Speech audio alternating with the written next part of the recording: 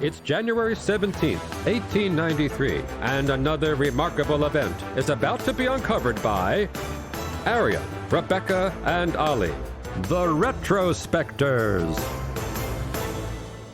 When you recall Bill Clinton apologising for things, you probably aren't thinking about military conquests. But in 1993, he did publicly apologise for the US overthrowing the Kingdom of Hawaii, an event which had happened 100 years prior, today in history in 1893, 66 years before the islands became a state of the USA.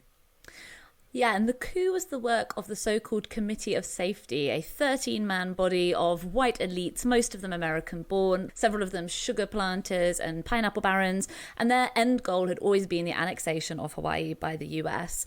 And it all kicked off when an indigenous Hawaiian police officer, who intercepted a wagon of weapons that were being brought to the committee, was shot, and realising that they now needed to act fast before Royal Protection Forces could mobilise, the committee sent armed men to occupy a building opposite the palace and demand the abdication of Queen Liliuokalani. And so they arrive at the Queen's Palace and they are joined by 162 US Marines and Navy sailors who were ordered by John L. Stevens, who's the US Minister to Hawaii, to protect the committee. So basically you have the US government in cahoots with this local group, which has sort of emerged out of this, background of not just the people who came to Hawaii to get involved in the sugar and pineapple trade, as you mentioned, Rebecca, but also this slightly older European history of sending missionaries to Hawaii, all as an effort to get a foothold in the islands themselves.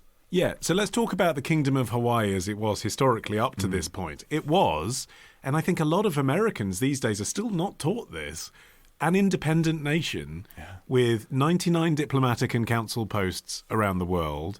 It was recognised with treaties, including with the United States of America. It had its own royal family, uncontroversially. And then 2 years before this date, some armed men had stormed the palace with bayonets and forced the king, as it was then, he then later died, the king to sign a new constitution, which was actually then nicknamed the Bayonet Constitution. I mean, there was no mystery about how this had been achieved, right, which gave them de facto power and gave voting rights only to landowners, which sort of de facto excluded a lot of Asians, Polynesians, native Hawaiians, because they either weren't literate enough to meet the demands that were being asked or landowning enough. And what was clear was from the beginning, their approach to the royal family was sort of like, yeah, it'll be like Britain. You'll be like a constitutional monarchy, but we'll just do the hard stuff and you get to sit in your gold palace still and be the king. Don't worry about it.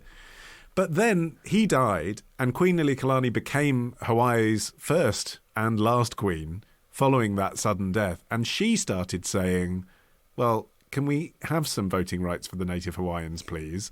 Can we have some powers back to me, please, because I am the monarchy? And that's when this group formed this so-called Committee of Safety. I mean, it's such a hilarious... It's like Fox News calling themselves Fair and Balanced, isn't it? Right. I mean, it is a complete abuse of words. We are the Committee of Safety that are then going to storm the palace and oust the royal family.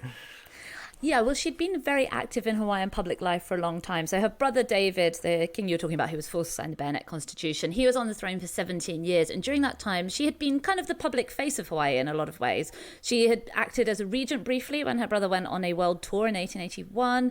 And she was actually in London representing Hawaii at Queen Victoria's Golden Jubilee celebrations when she learnt that her brother had been forced by this armed militia to approve the Bayonet Constitution. And she rushed home. And he didn't last much longer, actually. His health was already in decline. He had Bright's disease. He left for a trip to the US, again leaving Liliuokalani as regent. He suffered a stroke in Santa Barbara, of all places, and died.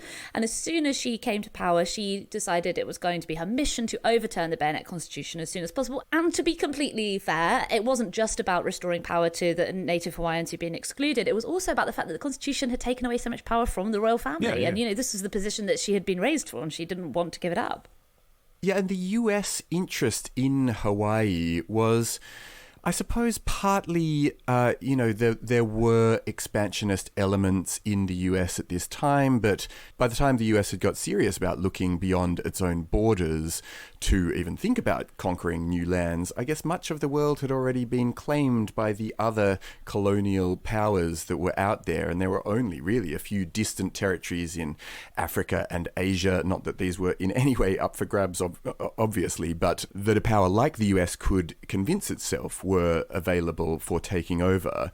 And a real turning point in US-Hawaiian relations happened in 1890 when the US Congress approved what was called the McKinley Tariff, which raised import rates on foreign sugar, and Hawaiian sugar planters were now being undersold in the American market, and as a result, a depression swept through the islands, and the sugar growers, who were mostly white Americans, knew that if Hawaii were to be annexed by the United States, the tariff problem would just naturally disappear. So local American people who were working in Hawaii, it suddenly became in their interest for the US to get even further involved. But by the time of the coup, to officially annex Hawaii and make it part of America de facto, you needed the seal, of course, of the President of the United States. At this time, that was President Cleveland, who absolutely did not support this effort and did not want to recognise the new Hawaii as part of America. But as you were saying earlier, it's a bit of a fudge, isn't it? Because I think genuinely he didn't. I mean, he made passionate speeches about why Hawaii should be independent. But a bit like our episode on Bob Denard and his relationship with the French, there were obviously elements in America that wanted this coup to happen. It could have only happened with the unofficial cooperation of elements of the US government, because there were 300 Marines from the USS Boston that were engaged to protect the committee when they went about the coup. So then Cleveland said, no, you're in this sort of strange hinterland where it's like, okay, so what is Hawaii then? Should we just sit it out till we get another president who might be favourable to our aims? Yeah, I mean, John L. Stevens, the US Minister to Hawaii, had obviously been working hand in glove with the Committee of Public Safety, because the committee's big thing was to fan up this idea that American citizens and their property in Hawaii were in danger. And that was what justified US Marines landing on what was obviously independent international soil. And yeah, Grover Cleveland thought the whole thing was gross. Like, he didn't want anything to do with annexing Hawaii. He even investigated the feasibility of reinstating the monarchy.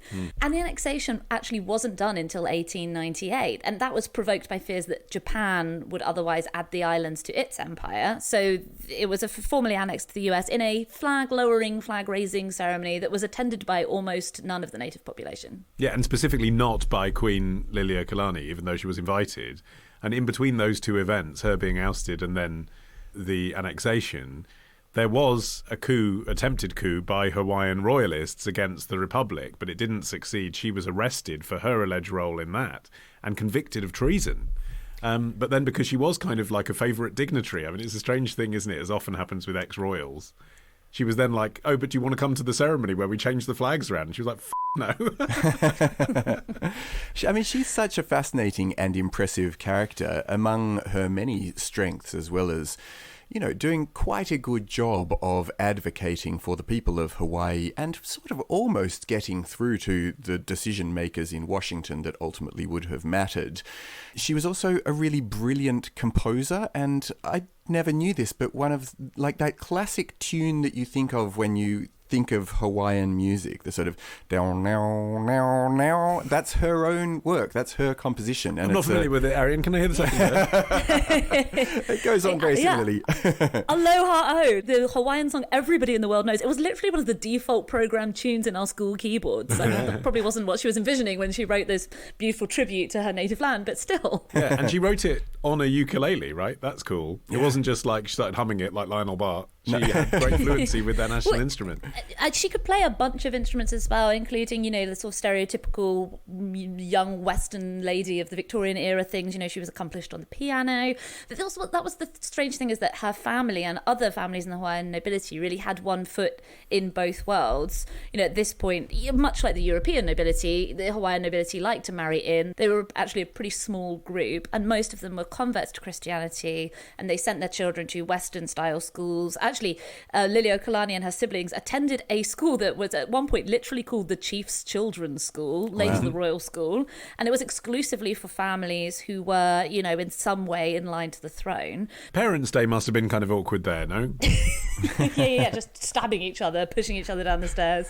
I was just thinking more if you're the teacher and you've got to deliver some bad news, you know? Sorry, Your Highness, but you failed today's exam. Tomorrow. But modern scholars believe that what they saw is what's called ignis fatuus. Ditch the ads and get a Sunday episode when you join Club Retrospectors. Subscribe now on Apple Podcasts, part of the Acast Creator Network.